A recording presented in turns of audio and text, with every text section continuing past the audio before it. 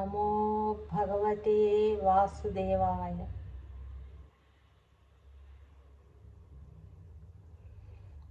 నేను ఈరోజు లక్ష్మీ అమ్మ తన ఆత్మజ్ఞానంతో తెలుసుకున్న 2 సత్యాలని మీ ముందు ఉంచుతున్నాను.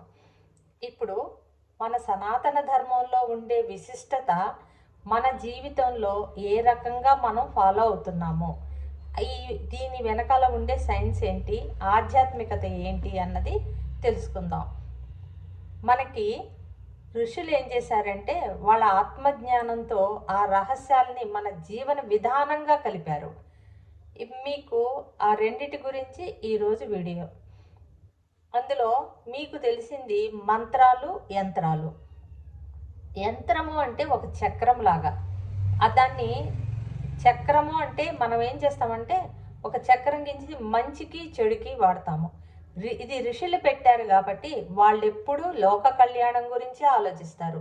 వాళ్ళు మనకి ఒక మోక్ష మార్గానికి దగ్గర దారులు చూపించడానికి మనకు పెట్టిన ఈ రహస్యం గురించి మాట్లాడుకుంటున్నాం.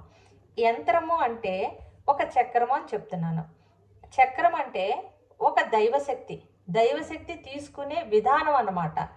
ఇప్పుడు ముగ్గు అనేది ఒక యంత్రము అంటండి, అది ఒక చక్రము. ఆ చక్రం ఎట్లా అంటే ఇంటి ముందు వేసుకుంటే అది ఒక రక్షణ.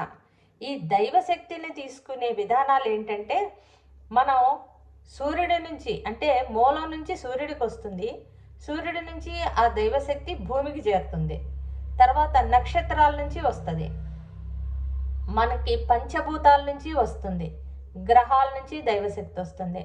మనం ఇప్పటి వరకు మనం దేవుడు అంటే ఏంటంటే ఒక పూజా విధానం పెట్టుకుని ఆ దైవశక్తిని తీసుకుంటున్నాము.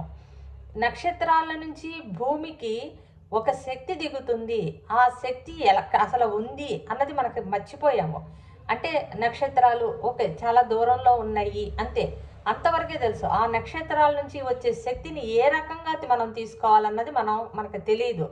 అందుకనే ఋషులు ఏం చేశారంటే ఒక యంత్రం రూపంలో, అంటే యంత్రం అంటే ఇక్కడ మనకి ముగ్గు రూపంలో ఇచ్చారు. ఇప్పుడు మనం ముగ్గు ఎప్పుడు వేసుకుంటామో తెల్లవారుజామున వేసుకుంటాం. తెల్లవారుజామున ఏముంటుంది, పూర్తి దైవశక్తి ఉంటుంది. అంటే అక్కడ భూమి మీద ఉండే ప్రతి జీవరాశి ఆలోచన రహిత స్థితిలో ఉంటుంది కాబట్టి ఆ వాతావరణం ఎట్లా అంటే దైవశక్తి ఎక్కువగా ఉంటుందన్నమాట. తెల్లవారుజామున పూర్వం నుంచి తెల్లవారుజామున లేచి అందరూ ముగ్గేసుకునేవాళ్ళు. ఆ ముగ్గు ఎలా వేసుకోవాలి అని అంటే, ఇప్పుడు దైవశక్తిని తీసుకునేది నక్షత్ర రూపంలో కూడా తీసుకుంటున్నామని చెప్పారు. నక్షత్ర రూపంలో తీసుకునేది ఎక్కువగా ముగ్గండి. ఆ ముగ్గు రూపంలో మనకి ఋషులు ఇచ్చారనమాట. అది ఒక వరంలాగా వాళ్ళు ఇచ్చారు. ఇప్పుడు పొద్దున్నే లేచి ముగ్గులు వేసుకుంటాం కదా, ఆ ముగ్గు ఎలా ఉండాలంటే నక్షత్రం నుంచి వస్తుంది కాబట్టి ఇలా కోణాలు ఉండేటట్టు ముగ్గులు వేసుకోవాలటండి.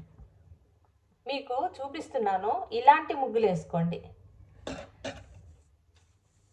మీకు ఎన్ని వస్తే అన్ని ముగ్గులు వేసుకోవచ్చు. ఉదాహరణగా కొన్ని చూపిస్తున్నాను. ఇలా కోణాలు ఉండాలి. ఇలా అంటే నక్షత్రం నుంచి శక్తి వస్తుంది, ఆ శక్తి మన ఇంటి ముందు మనం తీసుకుంటున్నాం, యంత్ర రూపంలో తీసుకుంటున్నాం.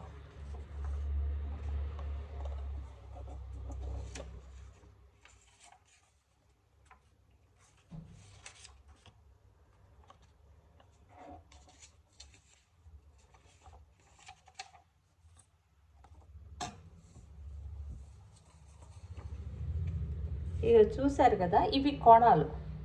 మనం ఎన్ని రకాలు వచ్చినా, మనకి ఎన్ని ముగ్గులు వచ్చినా మనం వేసుకోవచ్చు. అంటే నక్షత్ర రూపంలో మనకి నక్షత్రం ఎలా ఉంటుంది, స్టార్ తెలుసు కదా మీకు, అలా కోణాలు ఉండాలి. అంటే ఇలాంటి కోణాలు ఉన్న ముగ్గులు మాత్రమే మన ఇంటి ముందు వేసుకోవాలి. ఇప్పుడు ఈ ముగ్గు చుట్టూ 4 గీతలు ఇలా గీస్తారు. ఈ గీతల వల్లకి ఈ యంత్రానికి సంబంధం లేదండి. ఎందుకంటే ఈ ముగ్గుకి ఉండే అందం గురించి మాత్రమే మనం గీతలు గీస్తున్నాము.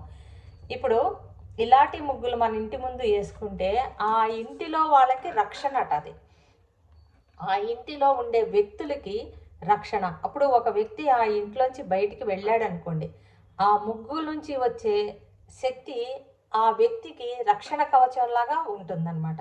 ఇప్పుడు అందరూ అంటారు ముగ్గు వేసుకోగానే రక్షణ కవచం అయితే, ఆ ఇంట్లో వాళ్ళకి బయటికి వెళ్ళినప్పుడు రక్షణ కవచం అయితే వాళ్ళకి ఏం అవ్వదని. కాదు. ఎప్పుడైనా ఒక గుడికి వెళ్ళినా, ఒక క్షేత్రానికి వెళ్ళినా, ఎక్కడికి వెళ్ళినా సరే మనం దైవశక్తిని తీసుకుంటాము. అది ఎప్పుడు ఎంత అన్నది మన లోపల ఉండే ధర్మాన్ని బట్టి, మళ్ళీ మనకుండే స్థితిని బట్టి, అంటే పూర్వజన్మ కర్మలు బట్టి, తర్వాత ఈ జన్మలో మనం ఎంత ధర్మంగా నడుస్తున్నామో దాన్ని బట్టి ఆ ముగ్గులో, అంటే అక్కడ ఉండే ఆ యంత్రంలో ఉండే నక్షత్రం నుంచి వచ్చే దైవశక్తిని మనం తీసుకోగలుగుతాం అనమాట. ఇప్పుడు నక్షత్రం నుంచి కొంత దైవశక్తి వస్తుంది, అప్పుడు ఆ వ్యక్తి దాటుతాడు. అతనిలో ఎంత పాజిటివ్ ఎనర్జీ ఉంది, అంటే ఎంత ధర్మంగా ఉన్నాడు, దానిని బట్టి అంత శక్తిని తీసుకోగలుగుతాడు అనమాట. ఇప్పుడు ఇంకొకటి ఏంటంటే, నలుగురు వ్యక్తులు వెళ్తున్నారు అనుకోండి, మనకి మామూలుగా 10 మంది వెళ్ళినా ఒకటే, ఒక క్షేత్రానికి 100 మంది వెళ్ళినా వాళ్ళు ఎలా ఉన్నారు అని అంటే, ముందు వాళ్ళు అసలు ఏ ధర్మాన్ని పాటిస్తున్నారు, ఎంత పాటిస్తున్నారు అన్న దాని మీద మనం తీసుకునే దైవశక్తి ఆధారపడి ఉంటుంది. ఒక క్షేత్రానికి వెళ్ళినప్పుడు కూడా అంతే, నీలో ఎంత పాజిటివ్ ఎనర్జీ ఉంది. నువ్వు 100 ఉందా, 100 తెచ్చుకుంటావు. 20 ఉంటే 20నే తెచ్చుకుంటావు. అదండి మనకి మన ధర్మం గురించి నేను ప్రతి దాంట్లోనూ మీకు ఈ విషయం చెప్తున్నాను. మీలో ధర్మం అనేది ఎంత ఉందో అంత శక్తిని మీరు తీసుకోగలుగుతారు. ఈ ముగ్గు అనేది ఒక యంత్రం అయితే ఆ యంత్రానికి కొంత శక్తి ఉంటుంది. ఆ బయటికి వెళ్ళే వ్యక్తి అంత శక్తిని తీసుకోగలుగుతాడనమాట. ఇప్పుడు మీకు ఒక ఉదాహరణగా చెప్తాను. ఇప్పుడు మాకులో కొంతమంది మెడిటేషన్ చేస్తారు కదా, మెడిటేషన్ చేసినప్పుడు ఒక వ్యక్తికి ఒక విజన్ వచ్చిందనుకోండి, మేము లక్ష్మీ అమ్మకు ఫోన్ చేసి అడుగుతామన్నమాట, వివరణ అడుగుతాము. అప్పుడు అమ్మ వివరణ చెప్తారు. ఇప్పుడు రజని అనే ఒక ఆవిడ, ఈ ముగ్గుకి ఆవిడకి ఒక విజన్ అనమాట. ఒక బస్సు వెళ్తుంది, ఆ బస్సు చాలా స్పీడ్గా వెళ్తుంది, దాంట్లో 4 వ్యక్తులు ఉన్నారు. ఆ డ్రైవరు చాలా స్పీడ్గా తీసుకెళ్తున్నాడు. ఎదురుగా ఒక ఆమె ముగ్గేసుకుంటుంది ఇంటి ముందు ముగ్గేసుకుంటుంటే ఆ బస్సు చాలా స్పీడ్గా వెళ్ళి ఆవిడ ముందు ఆగింది. కొంచెంలో గుద్దుకుంటుందని ఈవిడ భయపడుతుంది అన్నమాట. ఆవిడకి మెలకు వచ్చారు. వివరణ అడిగితే అమ్మ ఏం చెప్పిందంటే, అమ్మ ముగ్గు రక్షణ అని చెప్పింది. ఇప్పుడు నేను మీకు చెప్పానే, అది అమ్మ వివరించిన వివరణ అనమాట. దాంట్లో మీకు ఏది అర్థమవుతుందంటే, ఇప్పుడు బస్సులో 4 మనుషులు ఉన్నారు కదా, ఇప్పుడు మామూలు మన నిజ జీవితంలో ఏం మాట్లాడుకుంటాం, ఆ 4 మనుషులు ఉన్నారా మనకి సాయానికి వస్తారు అంటాము. 4 వ్యక్తులు ఉన్నారు మనకి, 4 మనకు అండగా ఉన్నారు అని మాట్లాడుకుంటాం.